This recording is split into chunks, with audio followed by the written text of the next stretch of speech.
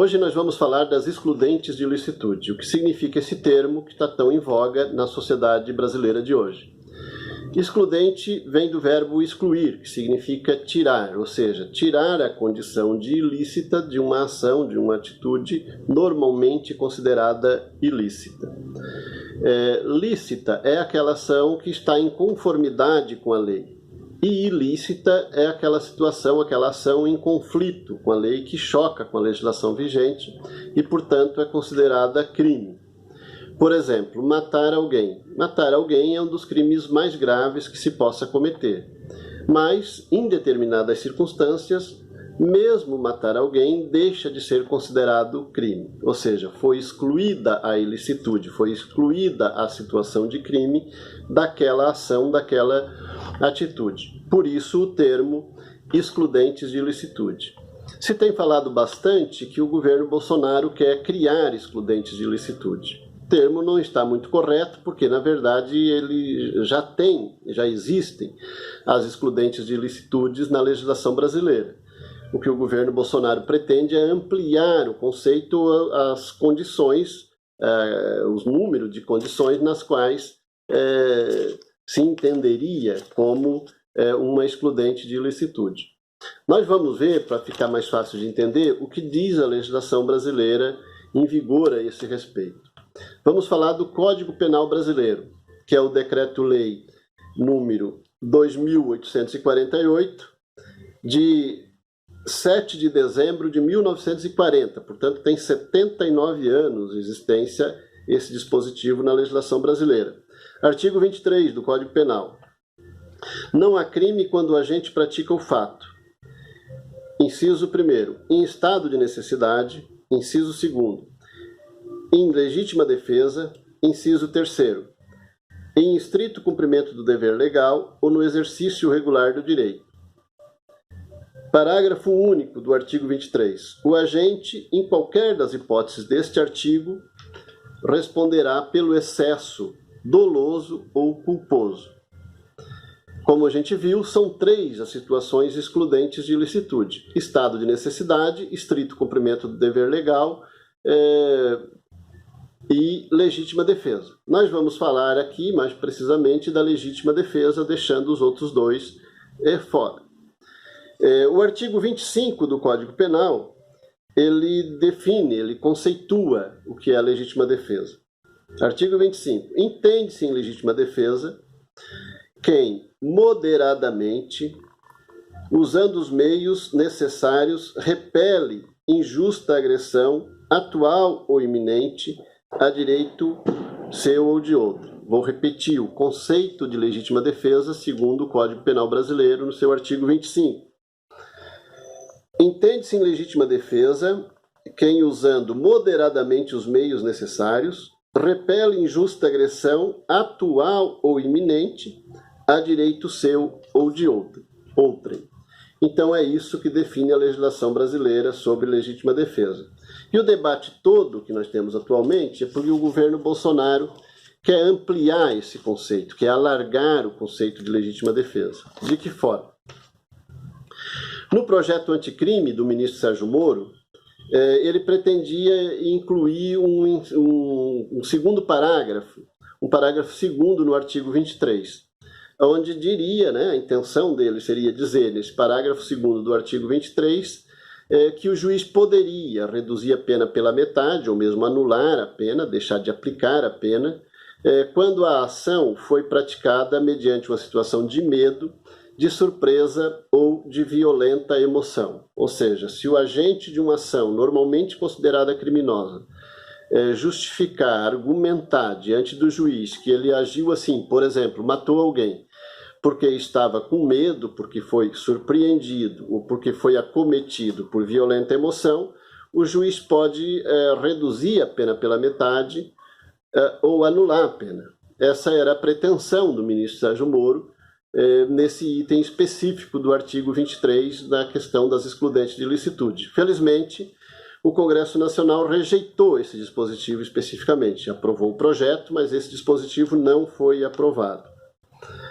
Mas o governo Bolsonaro ele tem outras propostas nesse sentido, e mandou um outro projeto para o Congresso Nacional, propondo criar, isso está em debate ainda no Congresso Nacional, a legítima defesa presumida, né, para casos específicos, por exemplo, dos militares das Forças Armadas ou policiais que estejam agindo mediante um decreto para a garantia da lei e da ordem, ou seja, o tal do GLO.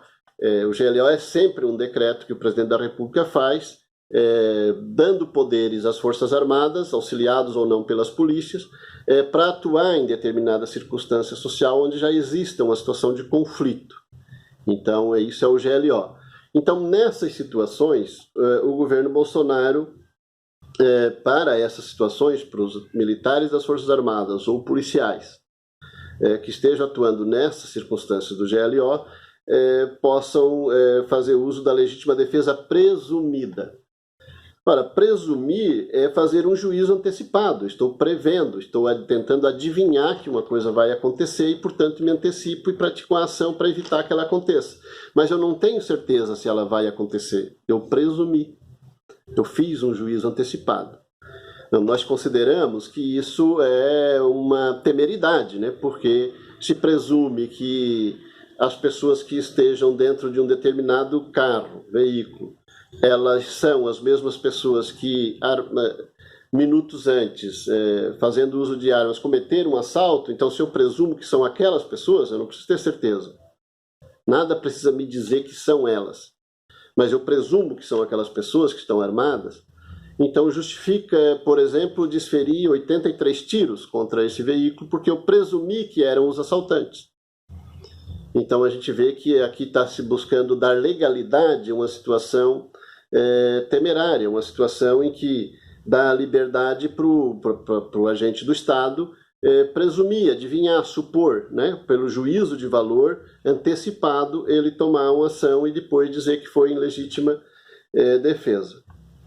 Mais recentemente, o presidente Bolsonaro ele implicou com o termo moderadamente do artigo 23, do artigo 25, melhor dizendo, que a gente estava lendo anteriormente. Ele disse, não pode ser moderado, porque como fazer legítima defesa moderada, não pode ser? Eu acho que pode ser, eu acho que falta conhecimento. Na verdade, não falta, né? O presidente Bolsonaro e todos que estão falando nesse sentido, eles pretendem jogar com a desinformação, eles pretendem iludir a população a partir da difusão de ideias fantasiosas e desinformadas, né? Primeiro é criar excludente de licitude como se não tivesse. Tem excludente de licitude e dão conta da situação. E depois que a legítima defesa ou qualquer ação de força do Estado, de qualquer agente do Estado, ela precisa sim ser moderada. Daí o termo fazer uso progressivo da força, ou seja, as polícias, os agentes de polícia, os agentes do Estado fazem uso progressivo da força, conforme a necessidade da circunstância. Não vão chegar jogando uma bomba, né, atômica numa situação em que requer uma medida de força infinitamente menor.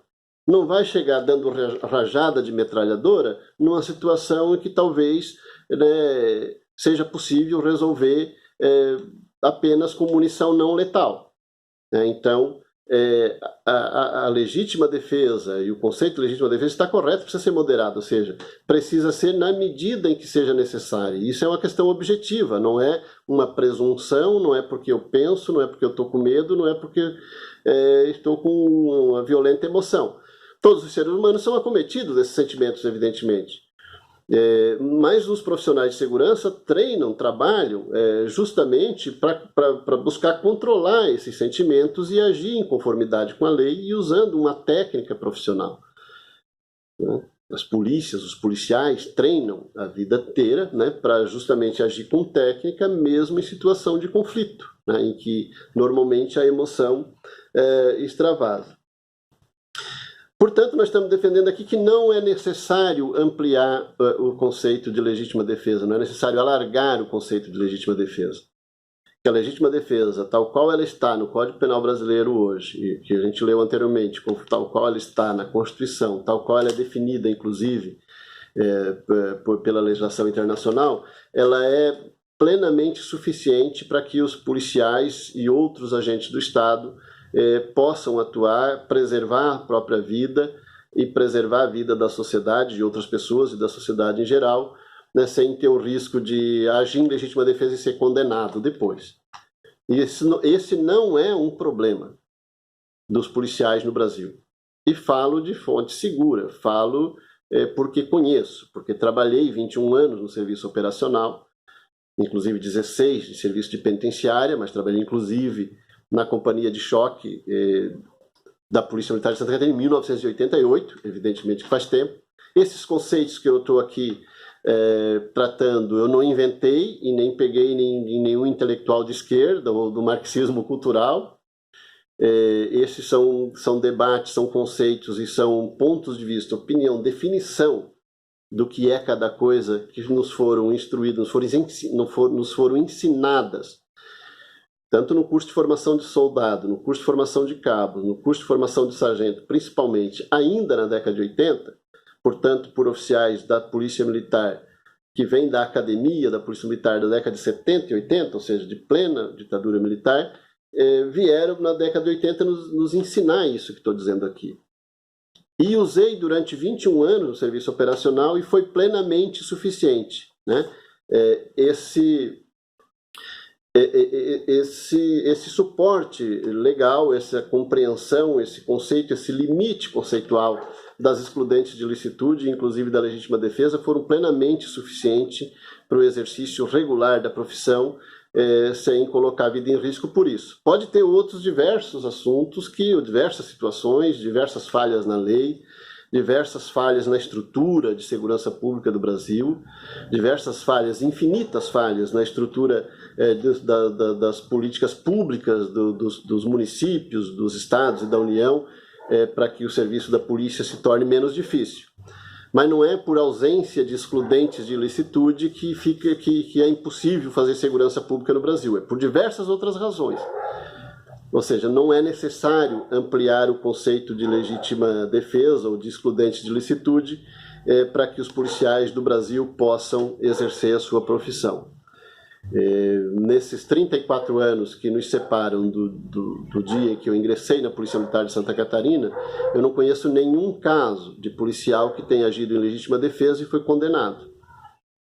Se alguém conhece, por favor, faz o contato, manda de preferência com o número do processo para a gente analisar e ir atrás, inclusive, para tentar fazer justiça, porque se alguém agiu em legítima defesa, usou a força em legítima defesa, de forma objetiva, conforme a lei define, conceitua e viabiliza ou possibilita, ou até determina, e foi condenado, então se cometeu uma injustiça contra esse policial. Eu não conheço nenhum, né, por ter feito uso da força em legítima defesa que foi condenado. Se tem, mande o número do processo para a gente analisar e tentar ajudar para se fazer justiça. Mas conheço diversos o contrário, de vidas que poderiam ter sido poupadas e não foram. E creio que você também conhece vidas que poderiam ter sido poupadas e não foram. É evidente que em ocorrência, em situação de conflito, em situação das mais diversas, né? Mas o policial que foi condenado por ter agido em legítima defesa, eu não conheço nenhum, e se alguém conhece, por favor, vamos debater para tentar fazer justiça em favor deste profissional, que agiu corretamente e foi punido mesmo assim. Sobre esse assunto também é importante a gente estar atento para o que diz a legislação internacional. E o Brasil é signatário de todas as resoluções da ONU. O Brasil estava desde o primeiro minuto da ONU, lá em 1945, portanto há 75 anos. O Brasil e a maioria dos países do mundo, inclusive todos os países que os atuais governantes brasileiros têm como referência para si. Estados Unidos, Inglaterra, né, estavam lá também, Canadá, na Constituição da ONU. Né, e, portanto, assinam junto, e o Brasil assina junto, essas resoluções. A ONU tem um Tribunal Penal Internacional para definir como devem ser tratados os inimigos de guerra. Olha que eu não estou falando da população civil do Brasil ou de outro país. Estou falando dos inimigos de guerra. Aqueles que um Estado, uma nação, um exército, uma força armada considera seu inimigo de guerra. Tribunal Penal Internacional diz o seguinte: é proibido fazer ataques a civis não engajados nas batalhas, incluindo qualquer violência sexual. Isso aqui é o tratamento para o inimigo de guerra. É proibido matar ou ferir militares que tenham deposto suas armas ou não estejam em condição de se defender.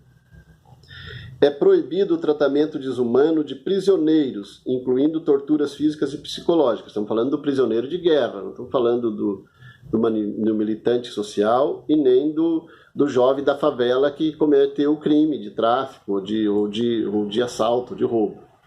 Estamos falando do inimigo de guerra.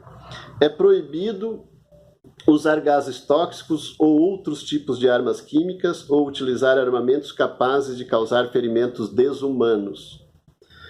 É proibido atacar pessoal e unidades participando de missões de paz ou assistência humanitária.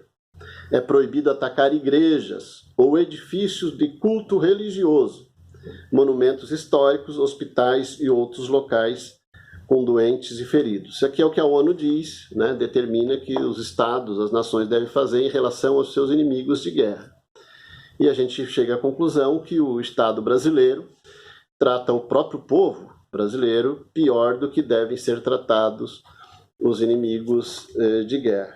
E ver a declaração do Paulo Guedes de que não se assuste se alguém for defender o AI-5, ou do deputado Eduardo Bolsonaro falar em AI-5, só em situação em que acontecem as manifestações como as que aconteceram lá no Chile, então daí a gente pode usar os métodos do AI-5, não pode. Deputado Eduardo Bolsonaro, não pode. O AI-5 viabilizou, legitimou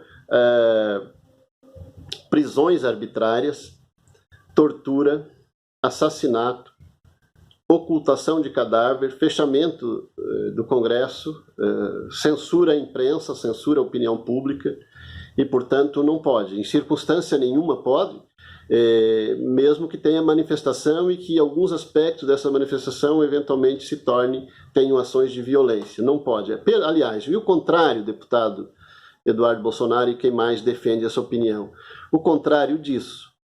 É justamente nas situações de conflito social, nas situações de sinistros sociais, que os agentes do Estado, as instituições do Estado, precisam estar preparados para fazer prevalecer o que determina a legislação brasileira e o que determina a legislação internacional. E é justamente isso que separa a civilização da barbárie.